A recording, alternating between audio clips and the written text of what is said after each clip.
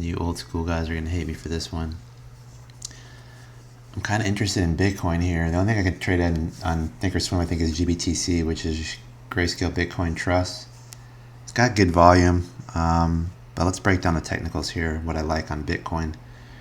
So I know there's a lot of lines here. Price target 918, then low 10s, then 1041. I like the way it's starting to form this wedge in here. Let's get rid of some of these lines. Let's get rid of the Fibonacci line here. And I'll show you what I'm looking at.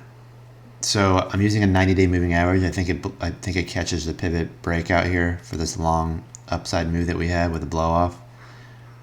It also tends to catch this little last candle before we dropped, and obviously they sold ahead of it here. And it also catches the break to the upside and then some congestion here before we pop to the downside. So I think we're gonna retest it and probably push through it. We haven't seen this type of a wedge on Bitcoin in a while. I like this. Forget about this little outlier opening candle. I don't really worry about that stuff. I like this little wedge configuration that we're seeing in here. I like this little top line that we just kind of popped out of and then back tested it on decent volume on a week that's been kind of slow. The pullback had lower volume. The break of the wedge had higher volume. We're starting to get a little curl in the 20. I mean, every time we've had a curl in the 20, we at least had a decent move, right? Some kind of move.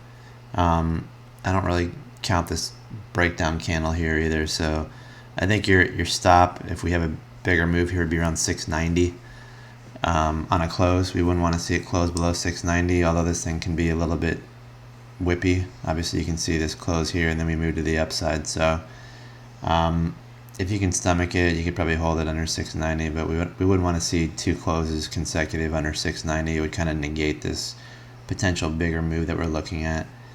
So there's some transitionary channels as well, and that's probably going to be our secondary, our mid price target actually in the 940s, 920, 940.